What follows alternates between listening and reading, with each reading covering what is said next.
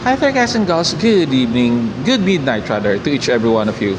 As you can see, I have here a Santos midnight snacks. But you know what guys?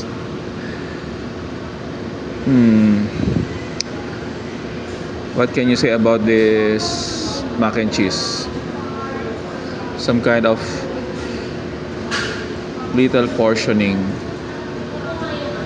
And then this is a chicken alfredo and the main star.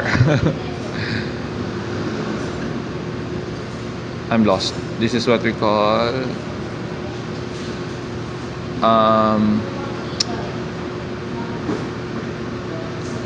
New Year's finest.